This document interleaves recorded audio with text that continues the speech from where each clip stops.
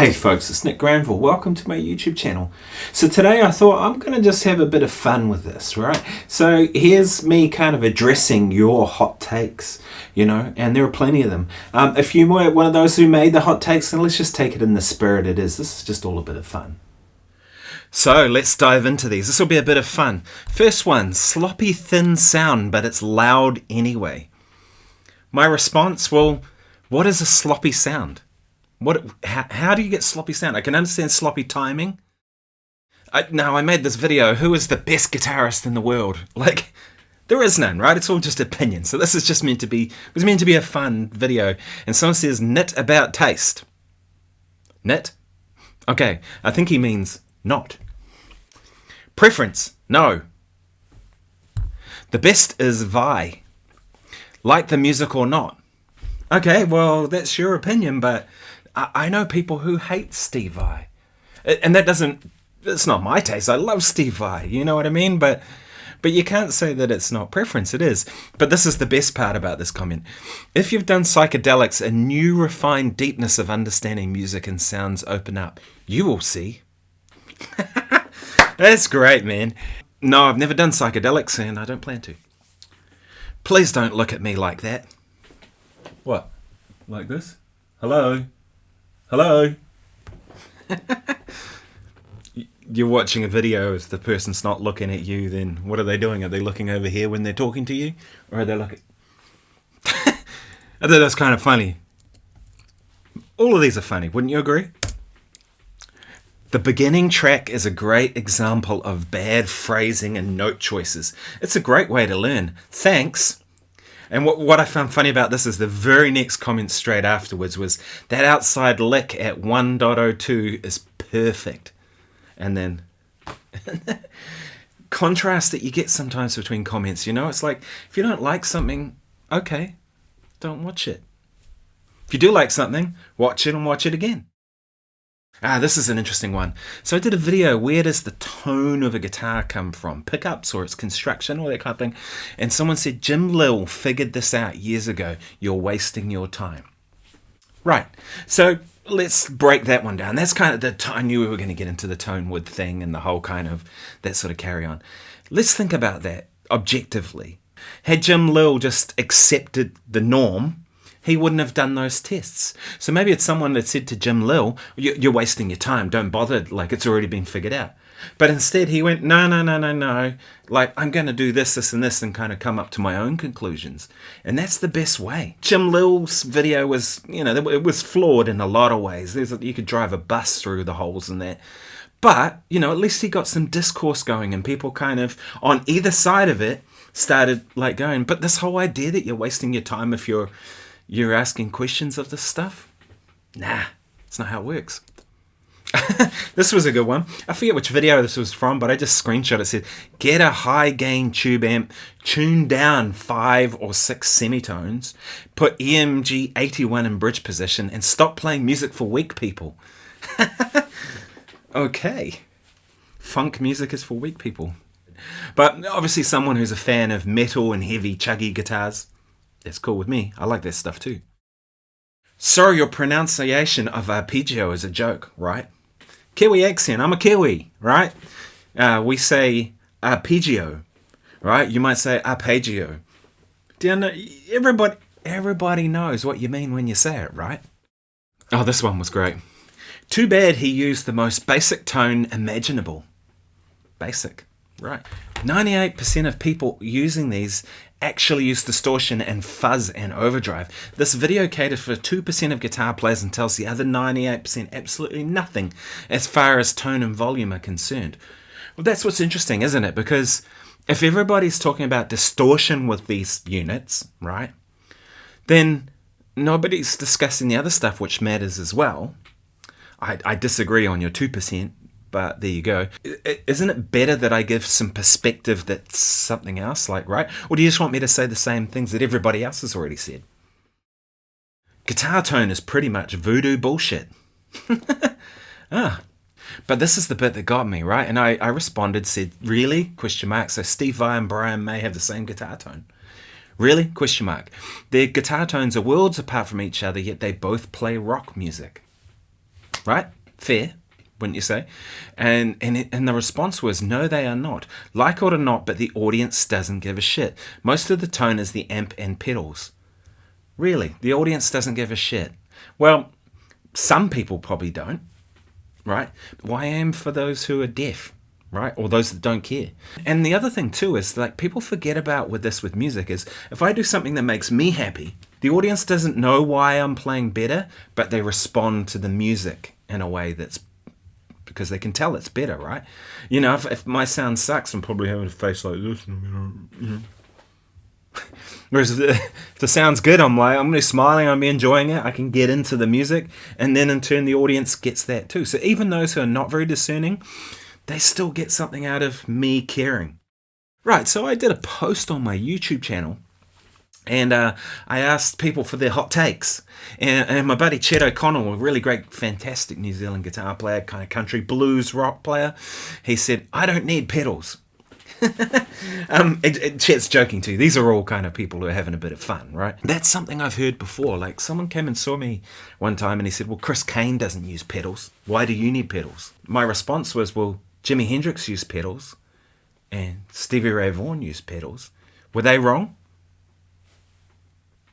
Rob Laurent, also someone I know from Wellington. Rob used to be my student at jazz school when I taught there. He said, he gave 4. These are really good ones. The first one is, I could play that. I've heard that before. Someone kind of was shit talking me about a particular theatre show I was doing and saying, oh, I could have done that. But you didn't, did you? I remember when I was doing We Will Rock You with the lead singer Caleb, like the main guy in We Will Rock You. He came up afterwards and he said, oh, my dad came and saw the show tonight and he loved it, and he's a guitar player and he really liked your playing. And it's like, thanks. And he said to his dad, well, that's only scratching the surface of what Nick can do. And I was really pleased by that. I mean, it's such a nice thing to say. But I thought, that's the thing. People don't want me to do a gig like that and be like 100% of my ability. It has to be well within my ability so I can nail it night after night after night, right? Like, if it's on the edge, and maybe there might be the odd phrase that is or whatever, you know, but that's what they want. They want that kind of reliability. This is a good one. Robert also says, theory just restricts your playing. Really? Nah. There's no downsides to learning theory. There just isn't, you know. You can explain what you're doing better to other people. If you want to teach, you need to do it. I mean, just generally understanding your instrument better is a good thing, right? I think the problem comes when you let theory dictate what you play rather than your musicality, right? Tonewood, lol. This is Alex. Smart Alex. You know, it's the ongoing debate, right? But I saw a video of Guthrie Govan. I'll link it. I'll put it in here in this video if I can find it. But he was talking about it and kind of had some strong things. He put it perfectly, so I'll show you that. Wood is not important. It's only the pickups. Obviously, the wood makes a difference. And what these guys with their oscilloscopes are missing out on is this is a structure. This is not a free-floating metal string and a free-floating pickup. Everything is attached to everything else. If wood didn't make a difference, then you wouldn't hear that. So that's enough about the wood debate, I hope. Jason Alexander said, I just play by ear and feel while playing in the wrong key. You see that a lot, right? Like, I just play by ear and I'm just going to feel my way through the song, man. You know, well, that's great if you've been playing for a long time and you know what you're doing. But if you don't, it's all in the hands. Is it? Well, as the example given here says, try playing Metallica through a telly. Try playing Metallica with a telly through a clean Fender amp. And then you'll realize that it's not just all in the hands. A large portion of it is, of course, but you need the gear to do it. An example I use all the time is the Edge, right, from U2. Try doing that without a delay pedal. Then you soon realize that it's not all in the hands, right? Sure, the hands are the thing that shape it and make it work, but the gear matters too. I would say it's kind of 80% in the hands and 20% in the gear. Let's go with that ratio. And here's some that was on another person's channel. Apparently somebody I have beef with, which I don't, because I just don't give a shit or care. But hey, negativity is good. Is it? It's just the idea that players like Tommy Emmanuel deserve respect is very odd. Look at all the stuff that guy's done. You know, when I was coming up through the ranks doing as a player, you know, the people who had been before us, we showed them a lot of respect. What you did, right? They were the ones that, you know, carved away. They were your mentors. So, you know, and even if you didn't dig, like, maybe the way they do something that you thought, oh, you know, he's more of a classical player and I'm more a blues player, or more of a jazz player, I'm more a rock player, whatever, you still showed the respect that was deserved for their years of dedication to their craft. And that's just my 2 cents. Personally, I think Martin Taylor is a better acoustic guitar player. I guess he means than Tommy Emmanuel. Fair enough. Yeah, it's all just opinions, isn't it? He said personally. And Nick Granville, you are too good for the YouTube world. Maybe, you know, that's why I'm doing this video, because you kind of got to have a thick skin with this and, you know, just laugh it all off. Like, who gives a shit? You know what I mean? Like, I'll delete comments if people leave things that are nasty. And either if that's not necessarily always about me, I see people leaving nasty comments about other people. I'm like, delete and block. There's no time for that. That's not helpful to anybody. But, you know, if it's something lighthearted, I get that he made a video calling you out and probably threw some unnecessary negativity your way, but calling him Australian is just uncalled for. Here was another one in similar, says, if Nick was British, then dogging would be peak content by Nick. Isn't it funny how YouTube kind of rewards that sort of stuff these days, you know? The rage baiting and all that kind of crap. It's so dumb if you ask me. But then I found out he's New Zealander, and in light of his lecture is really dogging my ass. Perfect. This was someone who I actually did have to block on my channel because he came over and was being an ass. So block. I mean I'm going to like go down that road, but I'm going to show this because he went on another person's channel and was continuing to like talk shit about me. Wow, just listening to derate Nick for more than 60 seconds, basically repeat himself over and over again, repeat himself over and over and over, repeat himself over and repeat him. It's simply maddening. Perfect. It's simply maddening. I aim to displease. Nick's comment isn't even that snarky. Yeah, it was. Nick's video is one of the best unintentionally funny things I've seen in a minute. Great. I have a feeling he made the video to flex on us that he hung out with Tommy Emmanuel. I'm honestly jelly. Man, I don't need to flex with any. Look at all the shit I've done in my career. I'm not flexing about something like that. No, I don't even really care about celebrity. Maybe that's just a New Zealander kind of approach to things. It's kind of different from how Americans are, but I've got friends who are celebrities. I've got friends who are normal people. I've played with some people who are like proper celebrities, and I've played with people who are just normal people. It doesn't really matter. People are people. They're the same everywhere. And the worst thing you can do, I found in those situations, if you come across as a fanboy, then those people shut off to you, right? Because that's probably what they get all the time. But if you just be cool and you just like people are people. Really, the same.